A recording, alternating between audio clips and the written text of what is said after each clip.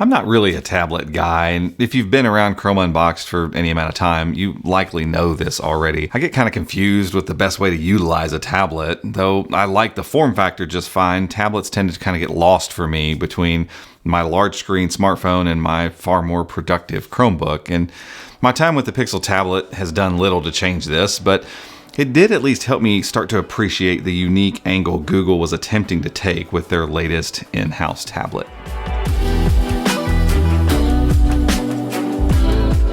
Though the Pixel tablet, or any Android tablet for that matter, isn't really for me right now, I have to applaud Google for at least trying to do something different. Rather than slapping a keyboard case on this thing and letting it parade around like a real laptop, Google has steered clear completely of that lane, instead opting to let this really good Android tablet at the end of the day feel great to use and have an interesting trick up its sleeve. As you've likely seen by now, the Pixel tablet can be dropped onto its included speaker dock to charge and become a casting target and generally be this quick glance screen, kind of like a smart display. And while it definitely isn't the same experience you would get with a dedicated Nest Hub, I don't think that's really a bad thing.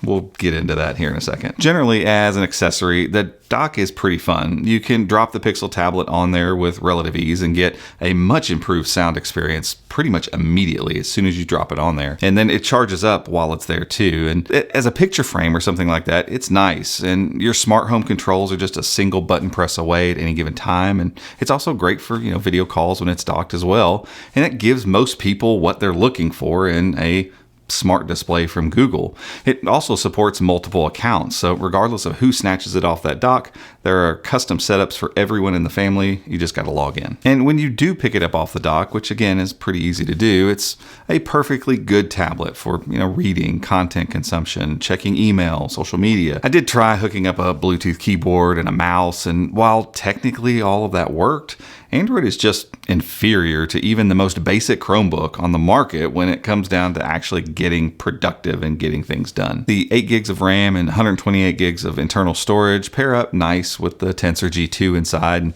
everything moves around nice and smooth. It all feels buttery. It's all pixely and nicely animated. And battery life was pretty solid too. Got me through, minimal off and on daily use, and I tracked basically 8 to 9 hours of screen on time at any point. So I don't know. I didn't really worry about the battery too much at all. And yeah, the screen is only 60 hertz, but again, that just didn't bother me too much. The colors are good. The viewing angles are really good. It's 500 nits of brightness. So it just handled every environment I was in just fine. I would imagine it would struggle outside in sunlight, but I just didn't use it that way. And the 8 megapixel cameras on the front and back are really good for video calls, but not a whole lot else. And that kind of felt weird to me, being on a Pixel product, if I'm just being perfectly honest.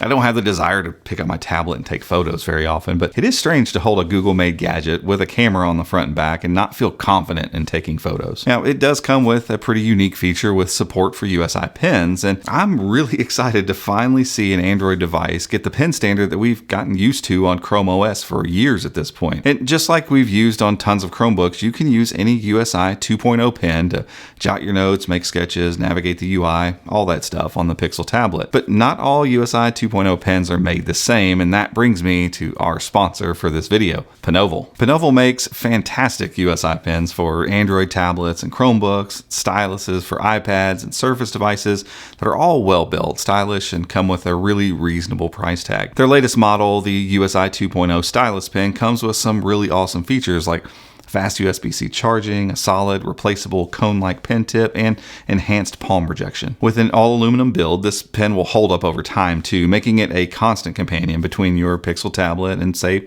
your Chromebook for years to come. And with a USI pen, there's no pairing or setup needed. You just touch your Penoval USI 2.0 pen to the Pixel tablet screen and off you go. Bottom line, if you need a stylus for your Pixel tablet, we'd recommend checking out Penoval. But now we have to talk about that Nest Hub Google Assistant thing. Look, this is a nice tablet if you like tablets, but Google's aim here was clearly a play at a bit of differentiation from the rest of the crew, and the timing of all of it is simply off. Docking this tablet and having a fully functional Nest Hub style device was supposed to be its key feature, and now that Google Assistant is failing at nearly everything it was supposed to, assist us with, that docked use case feels a little more like a parlor trick. In my time with the Pixel tablet, the dock served basically just to prop up the device as a photo frame, a task that can simply be done by a stand. And the speaker in the dock isn't on like Nest Audio level, so it's not this big room-filling sound when you want to play music with it.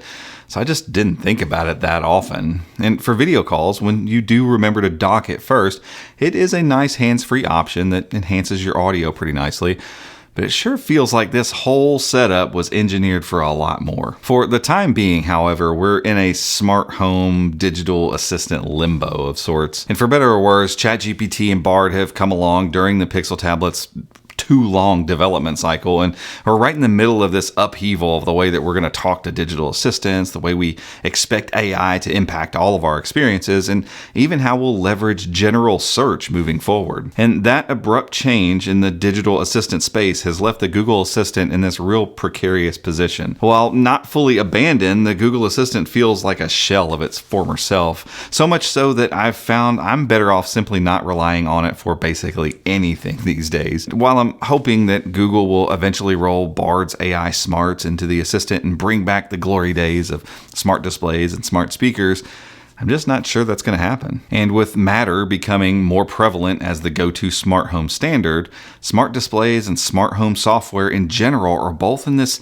state of readjustment to all these new norms. And until all that stuff's sorted out, the key differentiating feature of the Pixel tablet, kind of remains in limbo with all of it. I think as a smart home controller and a content consumption device, the Pixel tablet can find a seat at the table. As a smart display or a Nest Hub sort of device though, a lot of that stuff rides on what Google does with the Assistant in the coming months. If it all shakes out and the Google Assistant is helpful once again, and Google continues to integrate its stuff better with this new Matter standard, the Pixel tablet could end up being really useful doing what it was actually designed to do. But until then, I think it's better to think of the Pixel tablet simply as a solid Android tablet that many of you might enjoy if you like tablets. But guys, that's it for this one. If you enjoyed this video, give us a thumbs up, head down there, hit that subscribe button, and be sure to ring the notification icon as well if you'd like to be alerted when we make future videos just like this one. Until next time, we'll see you.